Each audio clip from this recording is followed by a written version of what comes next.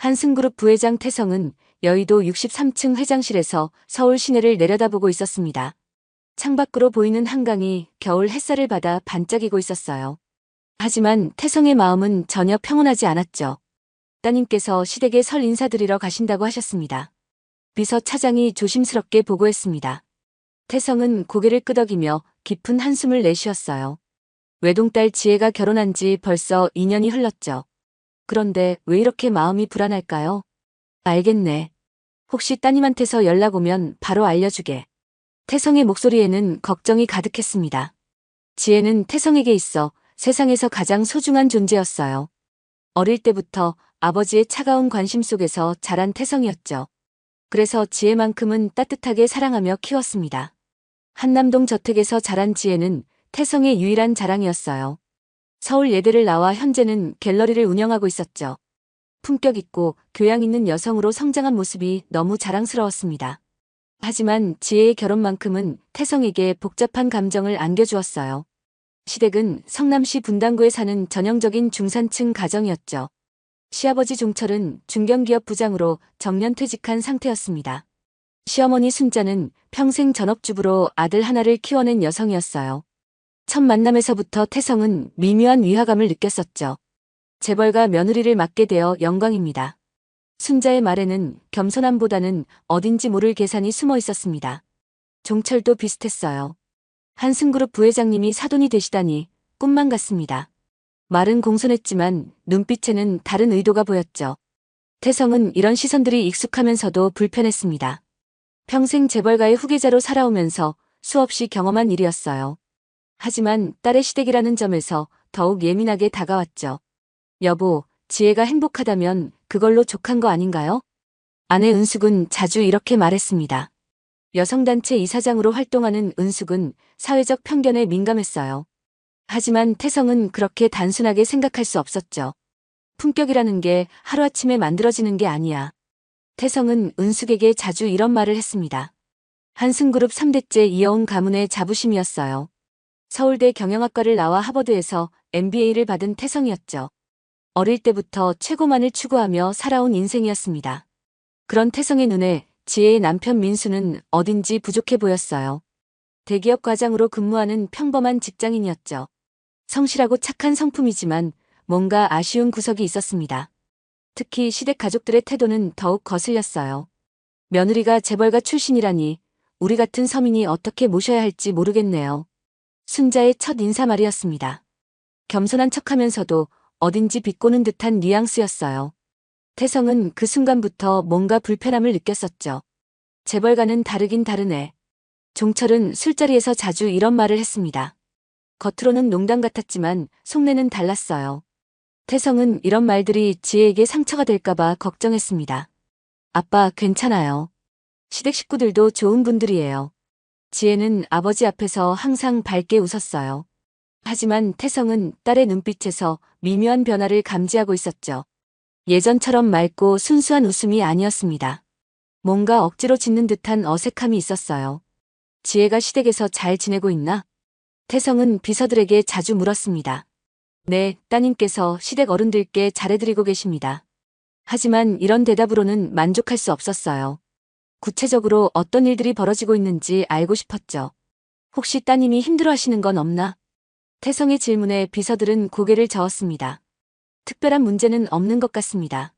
하지만 태성의 불안감은 계속 커져갔어요. 아버지의 직감이라고 해야 할까요? 뭔가 좋지 않은 일이 벌어질 것 같은 예감이 들었죠. 회장님께서 지혜 시댁 이야기를 물어보셨습니다. 비서 차장이 조심스럽게 말했어요. 태성의 아버지 정호 회장은 이미 80세를 넘었지만 여전히 카리스마 넘치는 경영자였습니다. 뭐라고 하시던가? 태성이 물었어요. 손녀가 결혼한 집안이 어떤지 제대로 알아보라고 하셨습니다. 정호 회장의 말에는 깊은 의미가 담겨 있었어요. 3대째 이어온 재벌가의 자존심이었죠. 알겠네. 따님 안부 좀 더 세심하게 챙겨보게. 태성은 비서에게 지시했습니다. 사실 태성 자신도 지혜의 근황이 궁금했어요. 하지만 직접 묻기에는 왠지 부담스러웠죠. 시댁 일에 지나치게 간섭하는 것처럼 보일 수 있었습니다. 따님께서 최근에 좀 바쁘신 것 같습니다. 비서의 보고였어요. 갤러리 일도 있고 시댁 일도 챙기시느라. 태성은 고개를 끄덕였습니다. 지혜가 너무 무리하고 있는 건 아닌지 걱정됐어요. 특히 시댁에서의 역할 때문에 스트레스를 받고 있을 가능성이 있었죠. 명절 때는 더 바쁘시겠네. 태성이 중얼거렸습니다. 설날이 며칠 앞으로 다가온 상황이었어요. 지혜는 분명 시댁에서 명절 준비를 도와야 할 것이었죠. 한남동 저택에서는 명절을 조용히 보내는 편이었습니다. 가사도우미들이 모든 것을 준비해 주었어요. 하지만 일반 가정에서는 며느리가 직접 모든 것을 준비해야 했죠. 태성은 이런 차이가 지혜에게 부담이 될까봐 걱정했습니다. 여보, 지혜한테 안부 전화라도 드릴까요? 은숙이 조심스럽게 물었어요. 시댁에서 바쁠 텐데 괜히 방해하지 말자. 태성은 고개를 저었습니다. 하지만 마음 한구석에서는 딸의 목소리를 듣고 싶었어요. 괜찮다는 말이라도 들으면 안심이 될 것 같았죠. 부회장님, 점심 약속이 있으십니다. 비서가 일정을 알려주었습니다. 태성은 자리에서 일어났어요. 하지만 마음은 여전히 지혜에게 가 있었죠. 점심 약속 상대는 대기업 사장이었습니다.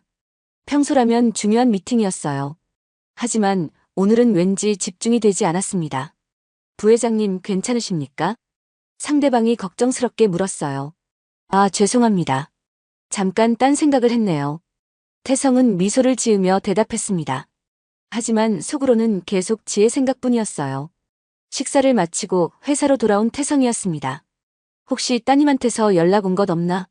첫 번째 질문이었어요. 아직 없습니다. 비서의 대답에 태성은 실망했습니다. 보통은 지혜가 점심때쯤 안부 전화를 하곤 했었어요. 오늘은 왜 연락이 없을까요? 시댁 일이 너무 바빠서일까요? 아니면 다른 이유가 있는 건일까요? 태성의 불안감은 점점 커져갔습니다. 부회장님, 오후 일정 확인 부탁드립니다. 비서가 스케줄을 보여주었어요.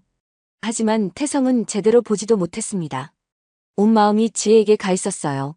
잠깐 일정 좀 조정할 수 있나? 태성이 갑자기 말했습니다.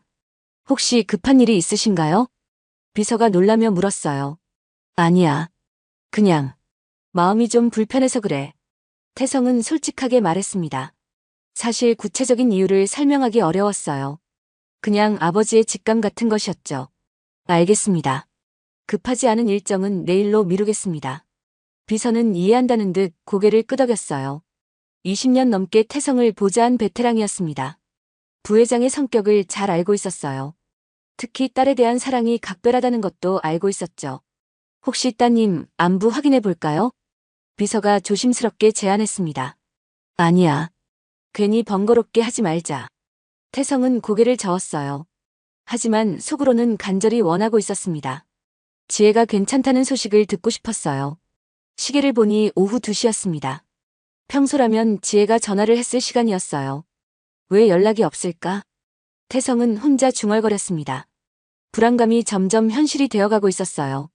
마치 뭔가 나쁜 일이 벌어질 것 같은 예감이었죠. 그리고 그 예감은 곧 현실이 될 예정이었습니다. 태성의 휴대폰이 울리기 시작했어요. 발신자 이름을 보는 순간 태성의 심장이 뛰었습니다. 지혜였어요. 하지만 왜인지 불길한 예감이 들었죠. 평소와는 다른 시간에 걸려온 전화였습니다. 여보세요, 지혜야? 태성은 조심스럽게 전화를 받았어요. 아빠. 지혜의 목소리가 떨리고 있었습니다. 태성은 즉시 심상치 않음을 느꼈어요. 30년 넘게 키운 딸의 목소리였죠. 뭔가 잘못되었다는 것을 단번에 알 수 있었습니다. 지혜야, 무슨 일이야? 태성의 목소리에도 긴장이 흘렀어요. 아빠, 잠깐 나와서 통화할게요. 지혜가 작은 목소리로 말했습니다. 분명 시댁 사람들이 주변에 있었어요. 조심스럽게 말해야 하는 상황 같았죠. 태성의 가슴이 불안하게 뛰기 시작했습니다. 뭔가 큰일이 벌어진 것 같았어요. 그리고 그것은 곧 현실이 될 예정이었습니다. 지혜야, 무슨 일인지 아빠한테 말해봐. 태성의 목소리가 더욱 간절해졌습니다. 전화기 너머로 지혜의 흐느끼는 소리가 들려왔어요. 태성의 심장이 쿵쾅거리기 시작했죠. 아빠. 아무것도 아니에요. 지혜가 작은 목소리로 말했습니다. 하지만 태성은 딸의 거짓말을 단번에 알아챌 수 있었어요. 지혜야, 아빠한테는 솔직히 말하는 거야. 뭔 일이야? 태성의 목소리에 다급함이 묻어났습니다. 그냥 아빠 목소리가 듣고 싶어서요. 지혜는 여전히 진실을 말하지 않으려 했어요. 하지만 목소리는 점점 더 떨리고 있었죠. 태성은 30년 넘게 지혜를 키우며 쌓인 부녀간의 유대감으로 딸의 상태를 정확히 파악할 수 있었습니다. 지혜야, 아빠는 내가 거짓말하는 거 다 알아. 정확히 무슨 일이야? 태성의 목소리가 더욱 단호해졌어요. 전화기 너머로 지혜의 숨소리가 가빠지는 게 들렸습니다. 한참의 침묵이 흘렀어요. 그리고 지혜가 작은 목소리로 입을 열었죠. 시어머니가 저한테. 지혜의 목소리가 더욱 작아졌습니다. 태성의 가슴이 철렁 내려앉았어요. 이미 불길한 예감이 현실이 되고 있었습니다. 뭐라고 했어? 시어머니가 뭘 했다고? 태성은 최대한 침착하려고 노력했습니다. 하지만 목소리에는 이미 분노가 섞이기 시작했어요. 차례상 준비할 때 제가 가져온 과일이 맛없다고 하시면서 지혜가 울먹이는 목소리로 말하기 시작했습니다. 재벌가 딸이라고 해서 뭐가 다르냐고. 시집 오면 다 똑같다고. 태성의 주먹이 저절로 쥐어졌어요. 하지만 이것만으로는 지혜가 이렇게까지 힘들어할 이유가 되지 않았습니다.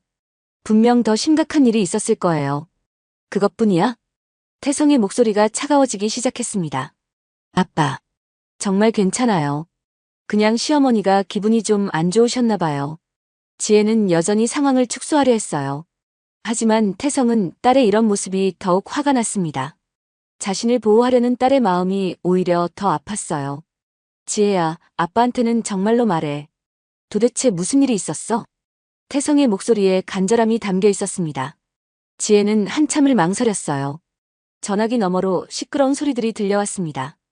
아마 시댁 식구들이 모여있는 거실에서 멀리 떨어진 곳으로 나간 것 같았어요. 민수가 화장실 간 사이에 지혜의 목소리가 더욱 떨렸습니다. 태성은 숨을 죽이고 딸의 말을 기다렸어요. 시어머니가 저한테 뺨을 때리셨어요. 순간 태성의 머릿속이 하얘졌습니다. 뭔가 굉장히 큰 망치로 머리를 얻어맞은 것 같았어요. 뭐라고? 뺨을 때렸다고. 태성의 목소리가 떨렸습니다. 한승그룹 부회장의 외동딸이 시댁에서 폭행을 당했다는 게 믿어지지 않았어요. 아빠, 괜찮아요. 그냥 감정이 좀 격해지셔서. 지혜는 시어머니를 두둔하려 했습니다. 하지만 태성의 분노는 이미 폭발 직전이었어요. 지금 당장 집에 와. 태성의 목소리는 얼음장처럼 차가웠습니다. 지혜는 아버지의 이런 모습을 처음 보는 것 같았어요. 평소에는 항상 온화하고 자상했던 아버지였는데 말이죠. 아빠, 정말 괜찮아요. 민수도 모르는 일이고. 지혜가 급하게 말했습니다. 하지만 태성은 이미 마음을 정한 상태였어요. 지혜야, 아빠 말 들어. 지금 당장 집에 와. 태성의 목소리에는 절대 거부할 수 없는 권위가 담겨 있었습니다. 운전기사 보낼 테니까 즉시 나와. 태성은 단호하게 말했어요. 아빠, 하지만 시댁에서. 지혜가 중간에 끊으려 했지만 태성은 허락하지 않았습니다. 지혜야, 아빠가 언제 너한테 이렇게 말한 적 있어? 지금 당장 나와. 태성의 목소리에는 분노와 걱정이 동시에 섞여 있었어요. 지혜는 아버지의 단호한 어조에 더 이상 거부할 수 없었습니다. 알겠어요, 아빠. 조금만 기다려주세요. 지혜가 결국 항복했어요. 전화를 끊은 태성은 즉시 운전기사에게 연락했습니다. 김 기사, 지금 당장 분당으로 가서 따님을 모셔와. 태성의 명령은 간단하고 명확했어요. 네, 부회장님. 즉시 출발하겠습니다. 김 기사는 20년 넘게 태성 가족을 모시고 있었습니다. 부회장의 이런 모습을 본 적은 없었지만 상황의 심각성은 느낄 수 있었어요. 태성은 비서실에도 긴급 연락을 했습니다. 과장, 오늘 하루 모든 일정을 취소해. 부회장님, 오후에 중요한 미팅이. 비서가 걱정스럽게 말했어요. 다 취소하라고 했어. 긴급 상황이야. 태성의 목소리에는 절대 거부할 수 없는 권위가 있었습니다. 비서실장 이 과장은 20년 넘게 태성을 보좌한 베테랑이었어요. 부회장의 이런 모습을 본 적은 거의 없었습니다. 분명 딸과 관련된 심각한 일이 벌어진 것 같았어요. 알겠습니다. 즉시 조치하겠습니다. 이 과장은 주저없이 응답했습니다. 태성은 회장실 안을 서성거리기 시작했어요. 지혜가 도착할 때까지 기다리는 시간이 너무 길게 느껴졌습니다. 한승그룹 부회장의 외동딸이 시댁에서 폭행을 당했다는 것이 현실로 받아들여지지 않았어요. 50년 넘게 살면서 이렇게 분노한 적은 없었습니다. 태성은 집에 있는 아내 은숙에게도 전화를 걸었어요. 여보, 지금 집에 있어? 네, 왜요? 무슨 일이에요? 은숙의 목소리에 걱정이 묻어났습니다. 지혜가 곧 집에 와. 시댁에서 좀 안 좋은 일이 있었어. 태성은 최대한 침착하게 상황을 설명했어요. 뭐라고요? 무슨 일인데요? 은숙의 목소리가 높아졌습니다. 시어머니가 지혜를 때렸어. 태성의 말에 전화기 넘어가 순간 조용해졌어요. 뭐라고요? 시어머니가 지혜를 때렸다고요? 은숙의 목소리가 떨렸습니다. 평소 온화한 성격의 그녀도 이번만큼은 분노를 감추지 못했어요. 지금 운전기사가 모시러 갔어. 집에서 기다리고 있어. 태성의 목소리에도 분노가 섞여 있었습니다. 여보, 어떻게 그런 일이? 우리 지혜가 뭘 잘못했다고. 은숙의 목소리에 눈물이 섞였어요. 지금 당장 집으로 갈 테니까 지혜 돌봐줘. 태성은 전화를 끊고 즉시 회사를 나섰습니다. 한남동 저택까지는 차로 30분 정도 걸렸어요. 하지만 오늘은 그 시간이 너무 길게 느껴졌습니다. 태성은 차 안에서 아버지인 정호 회장에게도 전화를 걸었어요. 아버지, 지금 시간 괜찮으십니까? 무슨 일이야, 태성아? 정호 회장의 목소리가 평소보다 엄숙했습니다. 지혜 시댁에서 문제가 생겼습니다. 태성은 간략하게 상황을 설명했어요. 전화기 너머로 긴 침묵이 흘렀습니다. 그래. 지혜가 맞았다는 거야? 정호 회장의 목소리에도 분노가 서리기 시작했어요. 그 집안이 감히 우리 손녀를 3대째 이어온 재벌가의 자존심이 건드려진 순간이었습니다. 아버지, 제가 알아서 처리하겠습니다. 태성의 목소리에는 차가운 결의가 담겨 있었어요. 태성아, 이번 일은 절대 그냥 넘어가면 안 된다. 정호 회장의 목소리가 무겁게 울렸습니다. 우리 가문의 자존심이 걸린 문제야. 태성은 아버지의 말에 고개를 끄덕였어요. 한승그룹 3대째 축적된 모든 역량을 동원할 때가 온 것 같았습니다. 한남동 저택에 도착한 태성은 서재로 직행했어요. 지혜가 도착하기 전에 마음을 정리할 필요가 있었습니다. 30분 후 현관에서 자동차 소리가 들렸어요. 지혜가 도착한 것 같았습니다. 태성은 서재 문을 열고 거실로 나갔어요. 지혜가 현관에서 신발을 벗고 있었습니다. 그리고 태성은 딸의 얼굴을 보는 순간 온몸이 떨렸어요. 지혜의 왼쪽 뺨에는 선명한 손자국이 남아 있었습니다. 빨갛게 부어오른 상태였어요. 태성은 50년 넘게 살면서 이렇게 분노한 적은 없었습니다. 지혜야. 태성의 목소리가 떨렸어요. 지혜는 아버지를 보자마자 눈물을 터뜨렸습니다. 아빠. 지혜가 아버지의 품에 안겼어요. 태성은 딸을 꼭 껴안으며 등을 토닥여 주었습니다. 지혜야, 괜찮아. 아빠가 여기 있어. 하지만 태성의 마음속에서는 분노의 불길이 치솟고 있었어요. 은숙도 거실로 뛰어와서 딸을 끌어안았습니다. 지혜야, 우리 딸. 어떻게 이런 일이. 은숙의 눈에서도 눈물이 흘러내렸어요. 가족 모두가 하나로 뭉쳐지는 순간이었습니다. 지혜야, 엄마가 약 발라줄게. 은숙이 응급처치를 하려 했어요. 괜찮아요, 엄마. 많이 아프지 않아요. 지혜는 여전히 자신을 탓하고 있었습니다. 미안해요, 아빠. 제가 잘못했어요. 지혜의 말에 태성의 마음이 더욱 아파왔어요. 딸이 자신을 탓하고 있다는 것이 견딜 수 없었습니다. 지혜야, 너는 잘못한 게 없어. 절대 없어. 태성의 목소리에는 확신이 담겨 있었어요. 잘못한 건 그쪽이야. 너는 아무 잘못이 없어. 태성은 딸을 안방에서 쉬게 한 후 서재로 들어갔습니다. 이제 본격적인 대응을 시작할 때였어요. 태성은 비서실장 이 과장에게 전화를 걸었습니다. 과장, 지금 당장 회사로 나와. 긴급 사안이야. 부회장님, 무슨 일이십니까? 이 과장의 목소리에 긴장감이 묻어났어요. 전화로는 설명하기 어려워. 일단 나와. 태성의 목소리는 차갑고 단호했습니다. 설날이었지만 이 과장은 주저없이 응답했어요. 알겠습니다. 즉시 출발하겠습니다. 태성은 전화를 끊고 창밖을 바라보았습니다. 한강이 겨울 햇살을 받아 반짝이고 있었어요. 하지만 태성의 마음은 얼음처럼 차가웠습니다. 이제 진짜 전쟁이 시작될 예정이었어요. 한승그룹의 모든 역량을 동원해서 딸을 괴롭힌 사람들에게 응징을 가할 것이었습니다. 태성의 눈빛이 차가워졌어요. 재벌가의 진짜 무서운 힘을 보여줄 때가 온 것이었습니다. 1시간 후, 이 과장이 한남동 저택에 도착했습니다. 평소에는 여의도 본사에서만 만나던 상황이었어요. 하지만 오늘은 특별한 날이었죠. 부회장님, 무슨 일이십니까? 이 과장이 조심스럽게 물었습니다. 태성은 서재 문을 닫고 이 과장과 마주 앉았어요. 과장, 지금부터 내가 하는 말을 정확히 들어. 태성의 목소리에는 지금까지 들어본 적 없는 차가운 분노가 담겨 있었습니다. 박종철, 박순자. 이 두 사람에 대해 모든 것을 조사해. 태성의 명령은 간단하고 명확했어요. 과거부터 현재까지 경제 상황, 인간관계, 모든 것을 파헤쳐. 이 과장은 20년 넘게 태성을 보좌한 베테랑이었습니다. 부회장의 이런 모습을 본 적은 없었지만 무슨 일인지는 대충 짐작할 수 있었어요. 알겠습니다. 사설 조사기관까지 동원하겠습니다. 이 과장의 대답에 태성은 고개를 끄덕였습니다. 그리고 법무팀장에게도 연락해. 내일 아침 첫 번째로 미팅 잡아. 태성은 차근차근 계획을 세우기 시작했어요. 한승그룹의 모든 역량을 동원할 때가 온 것이었습니다. 혹시 따님과 관련된 일입니까? 이 과장이 조심스럽게 물었어요. 태성은 잠시 망설이다가 고개를 끄덕였습니다. 지혜가 시댁에서 폭행을 당했어. 이 과장의 얼굴이 순간 굳어졌어요. 한승그룹 부회장의 외동딸이 폭행을 당했다는 것이 믿어지지 않았습니다. 부회장님, 그럼 즉시 법적 대응을. 아니야. 그런 단순한 방법으로는 부족해. 태성의 목소리가 더욱 차가워졌어요. 우리가 가진 모든 수단을 동원해서 완전히 응징해야 해. 이 과장은 부회장의 의도를 정확히 파악했습니다. 단순한 법적 대응이 아니라 완전한 사회적 매장을 원하고 있었어요. 알겠습니다. 모든 역량을 집중하겠습니다.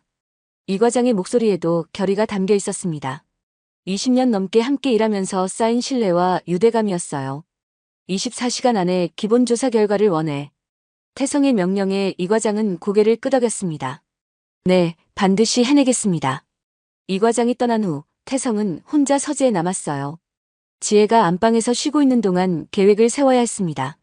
태성은 책상 서랍에서 특별한 주소록을 꺼냈어요. 한승그룹과 관련된 모든 인맥이 정리된 비밀 주소록이었습니다. 정치인, 언론인, 법조계, 재계 인사들의 연락처가 빼곡히 적혀 있었어요. 이제 시작이야. 태성은 작은 목소리로 중얼거렸습니다. 그날 저녁 태성은 지혜와 단둘이 앉아 자세한 이야기를 들었어요. 아빠, 처음에는 시어머니가 저를 좋아하시는 줄 알았어요. 지혜의 목소리에는 실망감이 가득했습니다. 그런데 점점 뭔가 이상해지기 시작했어요. 태성은 최대한 차분하게 딸의 이야기를 들었어요. 하지만 마음속에서는 분노가 계속 치솟고 있었습니다. 시어머니가 정확히 뭐라고 했어? 태성이 조심스럽게 물었어요. 지혜는 한참을 망설이다가 입을 열었습니다.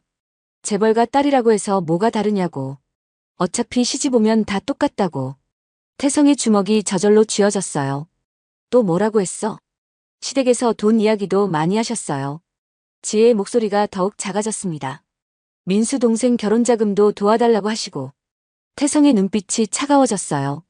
시아버지 사업 투자도 부탁하시고. 이제 상황이 명확해졌습니다. 시댁에서는 지혜를 돈벌이 수단으로 생각하고 있었던 것이었어요. 재벌가 며느리를 둔 것을 기회로 여기고 있었습니다. 민수는 뭐라고 했어? 태성이 물었어요. 민수는 몰라요. 시댁에서는 민수가 없을 때만 그런 이야기를 해요. 지혜의 대답에 태성은 더욱 화가 났습니다. 계획적이고 교묘한 수법이었어요. 며느리를 압박하면서도 아들에게는 들키지 않으려는 치밀한 계산이었습니다. 그래서 오늘은 어떻게 된 거야? 태성이 차분하게 물었어요. 지혜는 눈물을 흘리며 오늘의 상황을 설명하기 시작했습니다. 차례상 준비를 도와드리고 있었는데 지혜의 목소리가 떨렸어요. 제가 가져온 과일이 비싸기만 하고 맛없다고 하시면서 태성은 딸의 이야기를 들으며 분노를 참고 있었습니다. 그러면서 재벌가 딸이라고 해서 뭐가 다르냐고. 지혜가 계속 이야기했어요. 민수가 화장실 간 사이에 갑자기 뺨을 때리시면서 태성의 참을성이 한계에 다다랐습니다. 뭐라고 하면서 때렸어? 우리 집안을 무시하지 말라고. 재벌가라고 해서 우리를 얕보지 말라고. 태성은 더 이상 들을 수 없었어요. 완전히 잘못된 상황이었습니다. 지혜가 시댁을 무시한 적은 한 번도 없었어요. 오히려 너무 잘해주려고 노력했었죠. 그 다음에는 어떻게 됐어? 태성이 물었습니다. 민수가 돌아와서 제가 우는 걸 봤어요. 지혜의 목소리가 더욱 작아졌어요. 시어머니는 제가 명절 준비가 힘들어서 운다고 하셨어요. 태성은 이런 상황이 더욱 화가 났습니다. 폭행을 가하고 나서 거짓말까지 하는 상황이었어요. 민수는 뭐라고 했어? 민수는 저를 위로해주려고 했어요. 하지만 진짜 이유는 몰라요. 지혜의 말에 태성은 안타까움을 느꼈습니다. 남편조차 아내가 당한 폭행을 모르고 있는 상황이었어요. 다음 날 아침, 태성은 일찍 회사에 출근했습니다. 설 연휴였지만 핵심 임직원들은 모두 비상소집되었어요. 여의도 한승그룹 본사 63층 회장실에서 긴급회의가 시작됐습니다. 부회장님, 조사 결과 나왔습니다. 이 과장이 두꺼운 보고서를 들고 들어왔어요. 박종철, 박순자 부부에 대한 상세한 조사 내용이었습니다. 박종철 씨는 5년 전 명예퇴직 후 작은 물류회사를 시작했습니다. 이 과장이 보고를 시작했어요. 현재 자금난에 시달리고 있는 상황입니다. 태성은 고개를 끄덕이며 들었습니다. 박순자 씨는 평생 전업주부로 지내왔고. 중요한 건 뭐야? 태성이 핵심을 물었어요. 가장 중요한 내용은 이것입니다. 이 과장이 조심스럽게 말했습니다. 박순자 씨가 동네 부인들에게 며느리가 재벌가 출신이라고 자랑하면서 태성의 눈빛이 차가워졌어요. 곧 큰돈을 만질 수 있을 거라고 떠벌리고 다녔다는 증언이 여러 건 있습니다. 태성의 주먹이 책상을 내리쳤습니다. 딸을 돈벌이 수단으로 여기고 있었던 것이었어요. 더욱 화가 난 것은 이 모든 것을 계획적으로 진행하고 있었다는 점이었습니다. 또 뭐가 있어? 태성의 목소리가 차갑게 식었어요. 미용실, 마트, 병원 등에서 외상으로 물건을 사면서 이 과장이 계속 보고했습니다. 재벌 며느리가 있다고 자랑하며 신용을 쌓고 있었습니다. 태성은 상황의 심각성을 깨달았어요. 단순한 갈등이 아니라 계획적인 이용이었습니다. 법무팀장은 왔나? 태성이 물었어요. 네, 회의실에서 기다리고 계십니다. 한승그룹 법무팀장 김 변호사가 들어왔습니다. 30년 경력의 베테랑이었어요. 부회장님, 상황을 들었습니다. 김 변호사의 표정도 굳어 있었습니다. 법적으로 어떻게 대응할 수 있나? 태성이 물었어요. 폭행 부분은 확실히 형사 고발이 가능합니다. 김 변호사가 차근차근 설명하기 시작했습니다. 그리고 명예훼손 부분도 충분히 소송 가능합니다. 하지만 태성은 단순한 법적 대응으로는 만족할 수 없었어요. 그런 걸로는 부족해. 더 근본적인 방법을 찾아봐. 태성의 목소리에는 차가운 결의가 담겨 있었습니다. 재벌가의 진짜 힘을 보여줄 때가 온 것이었어요. 박종철 씨가 현재 운영 중인 물류회사를 조사해봐. 태성은 구체적인 지시를 내리기 시작했습니다. 거래하는 업체들을 모두 파악하고 우리 그룹 계열사나 협력업체와 연결된 곳이 있을 거야. 태성의 눈빛에는 차가운 계산이 번뜩였어요. 한승그룹의 거대한 네트워크를 이용할 계획이었습니다. 그리고 박순자 씨가 다니는 동네 상점들도 모두 조사해. 태성의 명령은 계속됐어요. 마트, 헬스클럽, 미용실, 모든 곳을 조사하라고. 우리와 연결된 곳이 분명히 있을 거야. 태성은 거미줄 같은 계획을 세우기 시작했습니다. 한국의 대기업이 갖는 엄청난 영향력을 활용할 생각이었어요.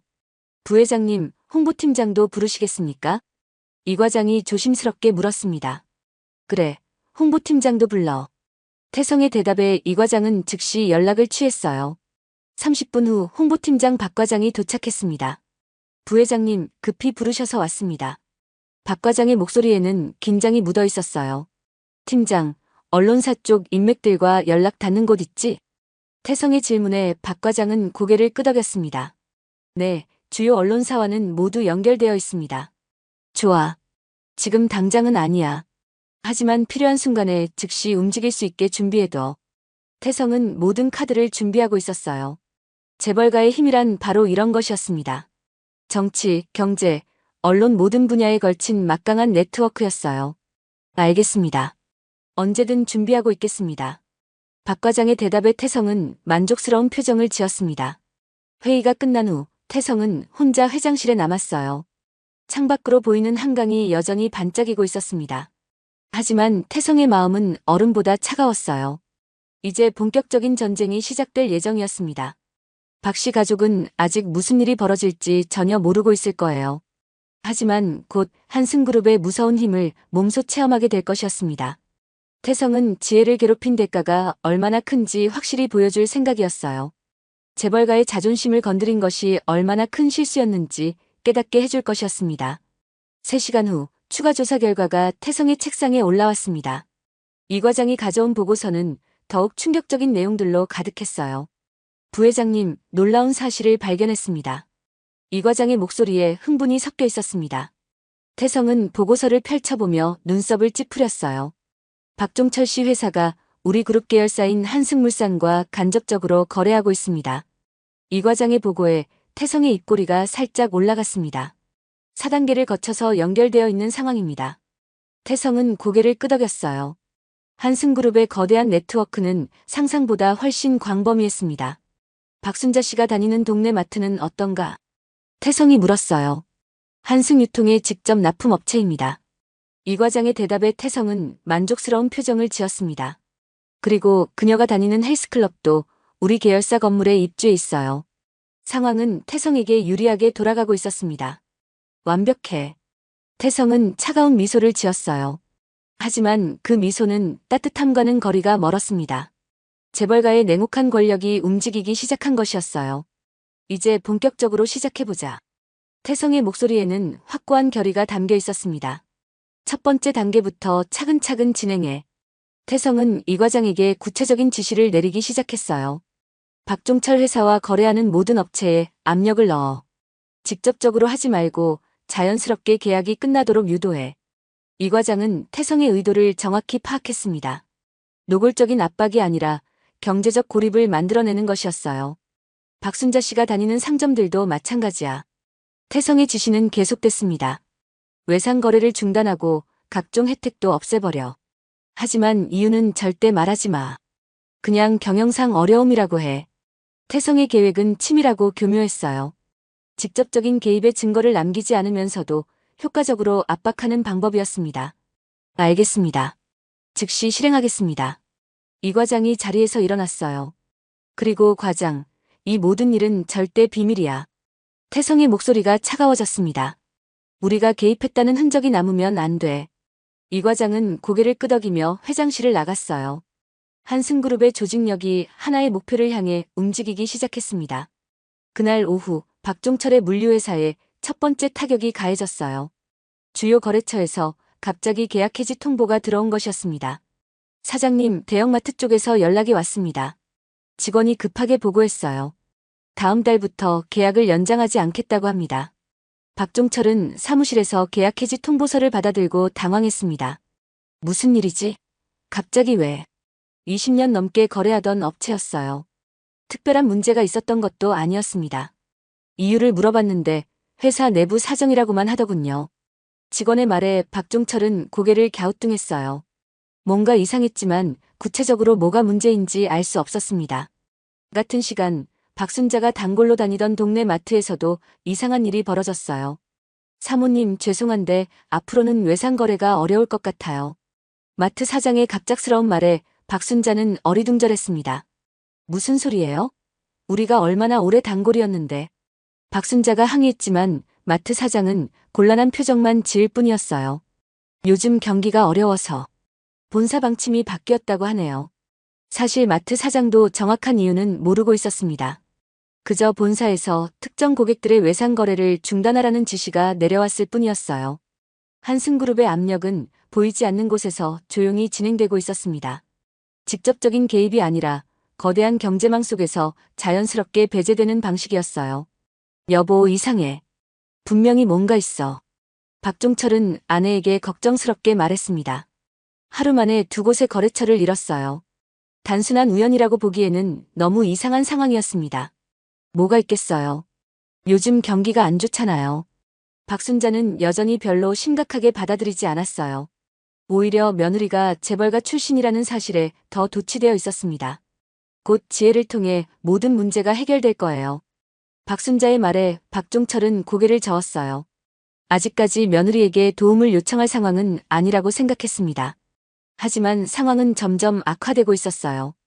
다음 날 박종철의 회사에 더 큰 타격이 가해졌습니다. 주거래 은행에서 연락이 온 것이었어요. 사장님, 은행에서 급히 오라고 합니다.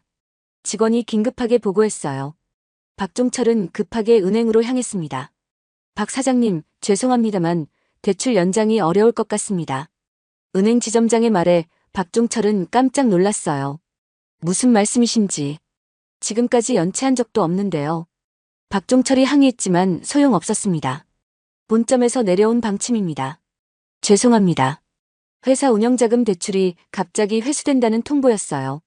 박종철은 이제야 심각성을 깨달았습니다. 하루 이틀 사이에 벌어진 일들이 단순한 우연이 아니었어요. 분명히 뒤에서 누군가가 조작하고 있었습니다. 도대체 누가? 왜? 박종철은 이유를 알 수 없었어요. 자신이 누구를 적으로 만들었는지 전혀 감이 오지 않았습니다. 한편 박순자도 비슷한 상황을 겪고 있었어요. 다니던 미용실에서 갑자기 예약이 어렵다는 연락을 받았습니다. 사모님, 죄송한데 당분간 예약이 꽉 찼어요. 미용실 원장의 말에 박순자는 의아해했어요. 평소에는 언제든 예약이 가능했었는데 말이죠. 이상하네. 왜 갑자기 이런 일들이? 박순자도 뭔가 이상함을 느끼기 시작했습니다. 마트, 미용실, 헬스클럽까지 모든 곳에서 비슷한 일이 벌어지고 있었어요. 하지만 여전히 이것이 지혜의 아버지와 관련된 일이라고는 꿈에도 생각하지 못했습니다. 태성은 회장실에서 실시간으로 상황을 보고받고 있었어요. 부회장님, 1단계 작업이 완료됐습니다. 이 과장의 보고에 태성은 만족스러운 표정을 지었습니다. 박종철 씨 회사는 이미 심각한 타격을 받은 상태입니다. 박순자 씨도 동네에서 활동하기 어려운 상황이 됐고요. 태성은 고개를 끄덕였어요. 하지만 이것은 시작에 불과했습니다. 2단계를 준비해. 태성의 목소리가 더욱 차가워졌어요. 이제 좀 더 직접적인 압박을 가할 때야. 이 과장은 태성의 의도를 파악했습니다. 지금까지는 경고 수준이었다면 이제부터는 본격적인 응징이 시작될 예정이었어요. 사설 조사기관에서 올린 추가 보고서가 있습니다. 이 과장이 새로운 서류를 내밀었어요. 태성은 보고서를 펼쳐보며 눈썹을 치켜 올렸습니다. 더욱 충격적인 내용들이 적혀 있었어요. 박순자 씨가 사채업자들에게도 돈을 빌렸다는 거군. 태성의 목소리에 놀라움이 섞였습니다. 재벌 며느리를 담보로 사채를 썼다고. 보고서에는 박순자가 지혜의 신분을 이용해 여러 곳에서 돈을 빌린 내용이 상세히 적혀 있었어요. 곧 큰돈이 들어올 예정이라고 말하며 신용을 쌓았습니다. 이 과장의 설명에 태성의 분노가 극에 달했어요. 딸을 완전히 돈벌이 도구로 여기고 있었던 것이었습니다. 이제 됐어. 태성은 더 이상 참을 수 없었어요. 2단계를 즉시 시작해. 지금까지는 경고 수준이었다면 이제부터는 본격적인 공격이 시작될 예정이었습니다. 사채업자들에게도 연락을 취해. 태성의 지시가 구체적으로 내려졌어요. 박순자가 거짓말을 했다는 것을 알려주고 즉시 돈을 회수하라고 압박하게 해. 이 과장은 태성의 냉혹한 계획에 소름이 돋았습니다. 재벌가의 진짜 무서운 면을 보고 있었어요. 그리고 언론 쪽에도 슬슬 준비를 시켜. 태성의 목소리에는 확고한 결의가 담겨 있었습니다. 박순자가 재벌 며느리를 이용해 사기를 쳤다는 내용으로 이제 사회적 매장까지 준비하고 있었어요. 한승그룹의 모든 역량이 박 씨 가족을 향해 집중되고 있었습니다. 부회장님, 정말로 이렇게까지? 이 과장이 조심스럽게 물었어요. 과장, 우리 지혜가 맞았어. 맞았다고. 태성의 목소리에는 아버지의 분노가 가득했습니다. 재벌가의 자존심을 건드린 대가가 뭔지 확실히 보여줄 거야. 이 과장은 더 이상 말하지 않았어요. 부회장의 결심이 확고하다는 것을 알 수 있었습니다. 그날 저녁 박종철과 박순자는 심각한 대화를 나누고 있었어요. 여보, 이건 정말 이상해요. 박종철의 목소리에 불안이 가득했습니다. 하루 이틀 사이에 이런 일들이 연달아 일어날 리가 없어요. 박순자도 이제는 심각성을 느끼기 시작했어요. 하지만 여전히 원인을 파악하지는 못하고 있었습니다. 혹시 우리가 누구를 화나게 했을까요? 박순자의 질문에 박종철은 고개를 저었어요. 특별히 적을 만든 기억이 없는데. 두 사람은 밤늦게까지 원인을 찾으려 노력했습니다. 하지만 설마 며느리의 아버지가 이런 일을 벌였으리라고는 상상도 못했어요. 다음 날부터는 더욱 강력한 압박이 시작될 예정이었습니다. 한승그룹의 무서운 힘을 제대로 경험하게 될 때가 온 것이었어요. 박 씨 가족은 아직 이것이 시작에 불과하다는 것을 몰랐습니다. 진짜 지옥은 이제부터 시작될 예정이었어요. 다음 날 아침, 박종철은 회사에 출근하자마자 충격적인 소식을 들었습니다. 사장님, 큰일 났습니다. 직원이 창백한 얼굴로 뛰어왔어요. 남은 거래처에서도 모두 계약 해지 통보가 왔습니다. 박종철은 하늘이 무너지는 기분이었어요. 하루 만에 모든 거래처를 잃게 된 것이었습니다. 도대체 무슨 일이야? 이럴 리가 없는데. 박종철의 목소리가 떨렸어요. 20년 넘게 쌓아온 신뢰관계가 하루아침에 무너진 것이었습니다. 사장님, 그리고 은행에서도 추가 연락이 왔습니다. 직원의 말에 박종철의 심장이 더욱 빨리 뛰었어요. 대출금을 즉시 상환하라고 최종 통보가 왔습니다. 박종철은 주저앉을 뻔했습니다. 회사 운영자금까지 회수당하면 완전히 끝이었어요. 같은 시간 박순자는 더욱 당황스러운 상황을 맞고 있었습니다. 문 앞에서 낯선 남자들이 기다리고 있었어요. 박순자 씨 맞습니까? 정장을 입은 남자가 정중하게 물었습니다. 네. 그런데 누구세요? 박순자의 목소리에 불안이 묻어났어요. 저희는 금융업체에서 나왔습니다. 남자의 말에 박순자의 얼굴이 창백해졌습니다. 사채업자들이었어요. 사모님께서 약속하신 돈은 언제 들어오나요? 남자의 목소리가 점점 차가워졌습니다. 재벌 며느리를 통해 큰 돈이 들어온다고 하셨는데 박순자는 말문이 막혔어요. 아직 지혜에게 돈을 요청하지도 않은 상황이었습니다. 좀 더 시간을 주세요. 곧 해결될 거예요. 박순자가 애원하듯 말했지만 소용없었어요. 사모님, 저희도 사업이에요. 더 이상 기다릴 수 없습니다. 사채업자들의 압박이 거세졌습니다. 한편 태성은 회장실에서 상황을 실시간으로 보고받고 있었어요. 부회장님, 박종철 씨 회사는 완전히 마비됐습니다. 이 과장의 보고에 태성은 차가운 미소를 지었습니다. 모든 거래처가 계약을 해지했고 은행 대출도 회수 단계에 들어갔어요. 박순자 씨는 사채업자들에게 둘러싸인 상황이고요. 태성은 고개를 끄덕였어요. 계획이 완벽하게 진행되고 있었습니다. 이제 마지막 단계를 준비해. 태성의 목소리에는 냉혹한 결의가 담겨 있었어요. 언론 쪽에 기사를 내보낼 시간이야. 이 과장은 태성의 의도를 정확히 파악했습니다. 사회적 매장을 통해 완전히 끝장내려는 것이었어요. 홍보팀장에게 연락해. 내일 아침 모든 언론사에 동시 배포하라고.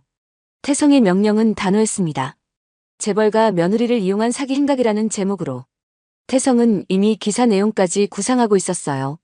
박순자가 지혜의 신분을 이용해 돈을 빌린 모든 내용이 공개될 예정이었습니다. 부회장님, 정말로 언론까지. 이 과장이 조심스럽게 물었어요. 과장, 우리 지혜가 당한 걸 생각해봐. 태성의 목소리에 아버지의 분노가 가득했습니다. 재벌가 딸이라는 이유로 폭행을 당하고 그 집안 사람들은 우리 딸을 돈벌이 수단으로 생각했어. 태성의 말에 이 과장은 더 이상 반대하지 않았어요. 부회장의 마음을 충분히 이해할 수 있었습니다. 그날 오후 민수는 직장에서 이상한 분위기를 감지했습니다. 박 과장, 요즘 집안에 무슨 일 있나? 동료가 조심스럽게 물었어요. 무슨 말씀이세요? 민수는 무슨 일인지 몰라 당황했습니다. 아니야, 그냥. 괜찮으면 됐어. 동료의 애매한 대답에 민수는 더욱 불안해졌어요. 분명히 뭔가 문제가 생긴 것 같았습니다. 민수는 급하게 아버지에게 전화를 걸었어요. 아버지, 회사는 괜찮으세요? 민수야. 큰일 났다. 박종철의 목소리에 절망이 가득했습니다. 모든 거래처가 계약을 해지했어. 민수는 아버지의 말에 깜짝 놀랐어요. 어떻게 그런 일이? 은행에서도 대출금을 당장 갚으라고 해. 박종철의 목소리가 떨렸습니다. 회사가 완전히 망할 것 같아. 민수는 심각성을 깨달았어요. 급하게 회사를 조퇴하고 집으로 향했습니다. 집에 도착한 민수는 더욱 충격적인 광경을 목격했어요. 어머니 박순자가 사채업자들에게 둘러싸여 있었습니다. 어머니, 무슨 일이에요? 민수가 급하게 물었어요. 민수야. 미안해. 박순자의 눈에서 눈물이 흘러내렸습니다. 어머니가 돈을 좀 빌렸는데 민수는 상황을 파악하려 했지만 너무 복잡했어요. 얼마나 빌리셨어요? 총 5천만 원 정도. 박순자의 대답에 민수는 기절할 뻔했습니다. 어떻게 그렇게 많은 돈을. 지혜가 재벌가 딸이니까 곧 도움을 받을 수 있을 거라고 생각했어. 민수는 어머니의 말에 충격을 받았어요. 아내를 이용해 돈을 빌렸다는 것이 믿어지지 않았습니다. 그날 저녁 민수는 지혜에게 전화를 걸었어요. 지혜야, 지금 어디 있어? 오빠, 친정에 와 있어요. 지혜의 목소리가 평소와 달랐습니다. 왜 갑자기 친정에? 무슨 일 있었어? 민수가 걱정스럽게 물었어요. 아니에요. 그냥 아빠가 보고 싶어서. 지혜는 진실을 말하고 싶지 않았어요. 남편에게 시어머니에게 맞았다는 얘기를 하기가 너무 어려웠습니다. 지혜야, 우리 집에 좀 큰 문제가 생겼어. 민수가 조심스럽게 말했어요. 아버지 회사가 어려워지시고 어머니도. 민수는 상황을 설명하려 했지만 말이 쉽게 나오지 않았어요. 오빠, 무슨 일인지 정확히 말해주세요. 지혜의 목소리에 걱정이 묻어났습니다. 어머니가 돈을 빌렸는데 우리가 갚아야 할 것 같아. 민수의 말에 지혜는 놀랐어요. 하지만 동시에 뭔가 이상한 느낌이 들었습니다. 얼마나 빌리셨는데요? 5천만 원 정도. 민수의 대답에 지혜는 할 말을 잃었어요. 지혜야, 혹시 아버지께 도움을 요청할 수? 민수가 조심스럽게 말했지만 지혜는 대답할 수 없었습니다. 지금 상황에서는 불가능한 일이었어요. 한편 태성은 홍보팀장과 최종 회의를 하고 있었습니다. 부회장님, 기사 내용을 최종 검토해 보겠습니다. 홍보팀장이 원고를 펼쳐 보였어요. 재벌가 며느리 사칭 사기라는 자극적인 제목이었습니다. 박순자 씨가 재벌가 며느리를 이용해 각종 사기 행각을 벌였다는 내용이에요. 태성은 기사 내용을 꼼꼼히 검토했습니다. 좋아. 내일 아침 모든 언론사에 동시 배포해. 태성의 최종 승인이 떨어졌어요. 이제 박순자는 사회적으로 완전히 매장될 예정이었습니다. 그리고 과장, 이 기사가 나간 후에는 더 이상 개입하지 마. 태성의 지시에 홍보팀장은 고개를 끄덕였어요. 모든 것이 자연스럽게 흘러가도록 놔둬. 태성은 이미 승부를 끝낸 상태였습니다. 다음 날 아침이면 박 씨 가족은 완전히 몰락하게 될 것이었어요. 그날 밤 박종철과 박순자는 잠을 이루지 못했습니다. 여보, 정말 어떻게 해야 할까요? 박순자의 목소리에 절망이 가득했어요.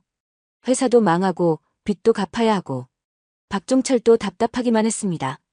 혹시 지혜한테 도움을 요청해 볼까요? 박순자가 조심스럽게 말했어요. 아직은 아니야. 며느리한테 폐를 끼칠 순 없어.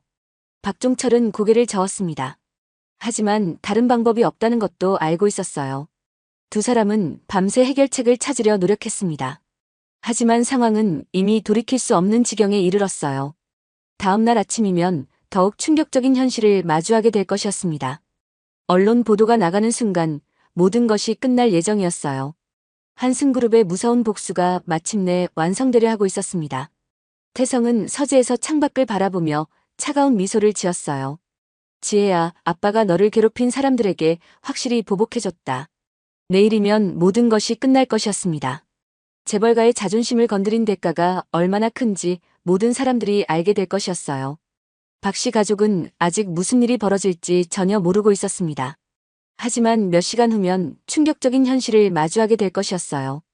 다음 날 아침 6시 모든 언론사에 동시에 기사가 터졌습니다.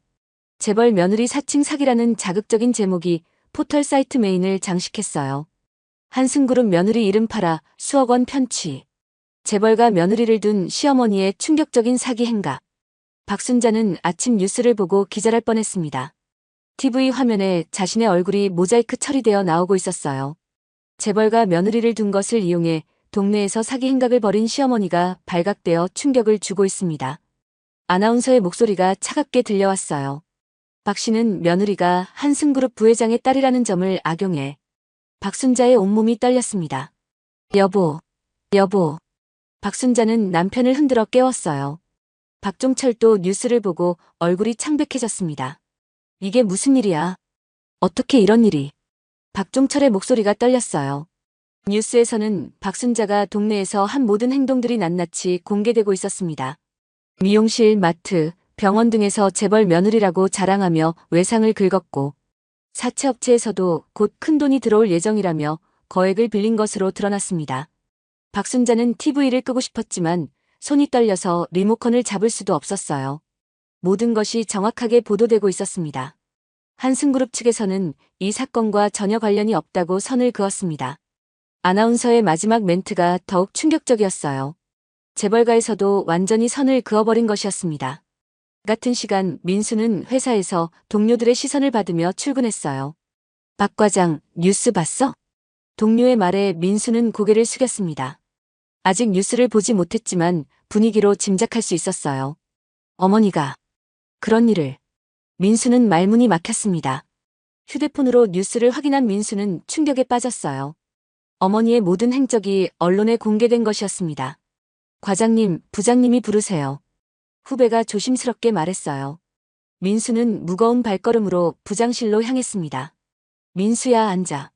부장의 목소리에는 동정이 섞여 있었어요. 가족사에 문제가 생긴 것 같던데. 죄송합니다. 제가 몰랐던 일이었습니다. 민수가 고개를 숙이며 사과했어요. 당분간 휴가를 내는 게 어떨까? 부장의 제안에 민수는 고개를 끄덕일 수밖에 없었습니다.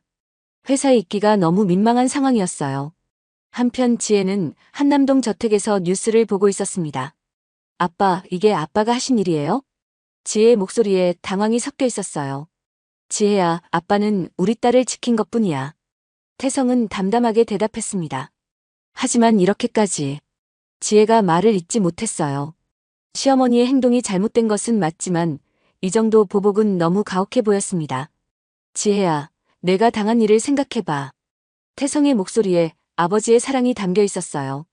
아빠는 누구든 우리 딸을 괴롭히는 것을 용서할 수 없어. 지혜는 아버지의 마음을 이해했지만 복잡한 심정이었습니다. 언론 보도가 나간 후 박 씨 가족의 상황은 더욱 악화됐어요. 동네 사람들의 시선이 차가워졌습니다. 저 집이 그 집이야. 재벌 며느리 가진 걸로 허세 부리더니. 수군거리는 소리들이 귓가에 들려왔어요. 박순자는 집에서 나갈 수도 없는 상황이 됐습니다. 사채업자들은 더욱 강력하게 압박해왔어요. 이제 재벌 며느리고 뭐고 소용없으니까 당장 돈부터 갚으세요. 뉴스까지 나왔는데 더 이상 변명은 안 통해요. 박순자는 이제야 자신이 얼마나 큰 실수를 했는지 깨달았습니다. 며느리를 이용해 돈을 빌린 것이 이렇게 큰 문제가 될 줄 몰랐어요. 박종철은 결국 회사를 정리할 수밖에 없었습니다. 20년간 쌓아온 모든 것이 일주일 만에 사라졌어요. 내가 뭘 잘못했다고. 하지만 이제 와서 후회해도 소용없었습니다. 모든 것이 이미 끝난 상황이었어요. 민수는 부모님을 찾아가 무릎을 꿇었습니다. 아버지, 어머니, 지혜한테 뭘 하신 거예요? 이제야 어머니가 지혜에게 폭력을 휘둘렀다는 사실을 알게 됐어요. 민수야, 어머니가 미안하다. 박순자는 뒤늦게 후회했지만 이미 모든 것이 끝난 후였습니다. 어떻게 지혜를 때리실 수가 있어요? 민수의 목소리에 분노가 섞였어요. 지혜가 우리 집안에 얼마나 잘해줬는데. 민수는 아내가 시댁에서 얼마나 노력했는지 알고 있었습니다. 그런 지혜를 폭행했다는 것이 믿어지지 않았어요. 민수야, 정말 미안해. 박순자의 눈에서 눈물이 흘러내렸습니다. 하지만 이제 와서 사과해도 소용없는 상황이었어요. 재벌가의 무서운 힘을 몸으로 체감하게 된 것이었습니다. 태성은 여의도 회장실에서 모든 상황이 마무리된 것을 확인했어요. 부회장님, 모든 언론사에서 기사가 나갔습니다. 이 과장의 보고에 태성은 만족스러운 표정을 지었습니다. 박 씨 가족의 사회적 신용은 완전히 무너졌어요. 앞으로 어떤 경제활동도 어려울 것 같습니다. 태성은 고개를 끄덕였어요. 계획했던 모든 것이 완벽하게 실행됐습니다. 이제 됐어. 더 이상 개입하지 마. 태성의 지시에 이 과장은 고개를 끄덕였어요. 알겠습니다. 모든 작업을 중단하겠습니다. 태성은 창밖을 바라보며 깊은 한숨을 내쉬었어요. 복수는 완성됐지만 마음이 시원하지만은 않았습니다. 그날 저녁 태성은 지혜를 불러 진솔한 대화를 나눴어요. 지혜야, 아빠가 너무 심하게 한 걸까? 태성의 목소리에 미묘한 후회가 섞여 있었어요. 아빠, 저는 아빠의 사랑을 느꼈어요. 지혜가 아버지의 손을 잡으며 말했습니다. 비록 가혹한 방법이었지만 아빠가 저를 얼마나 사랑하는지 알 수 있었어요. 태성의 눈에서 눈물이 흘러내렸어요. 30년 넘게 키운 딸에 대한 사랑이었습니다. 지혜야, 이제 새로 시작하자. 태성이 딸을 꼭 안으며 말했어요. 아빠가 내가 행복할 수 있는 길을 찾아줄게. 지혜는 아버지의 품에 안기며 눈물을 흘렸습니다. 아빠 사랑해요. 그 후 몇 개월이 지났어요. 박 씨 가족은 완전히 몰락한 상태였습니다. 박종철은 회사를 정리하고 작은 일용직으로 생계를 이어가고 있었어요. 박순자는 사채 빚에 시달리며 어려운 나날을 보내고 있었습니다. 민수는 결국 회사를 그만두고 다른 곳으로 이직했어요. 하지만 어디를 가든 이 사건이 따라다녔습니다. 지혜는 민수와 이혼 절차를 밟기 시작했어요. 더 이상 그 가족과 함께 살 수 없다고 판단했습니다.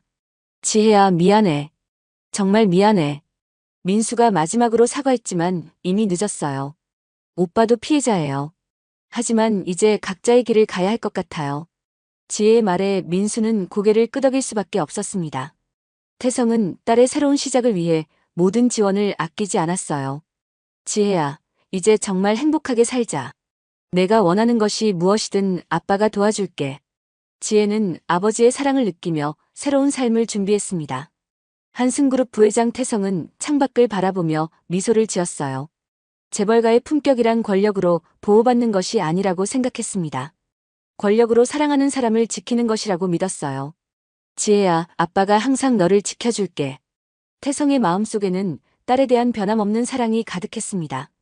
그리고 지혜는 이제 진짜 행복을 찾을 수 있을 것이었어요. 아버지의 무한한 사랑 속에서 새로운 인생을 시작하게 된 것이었습니다.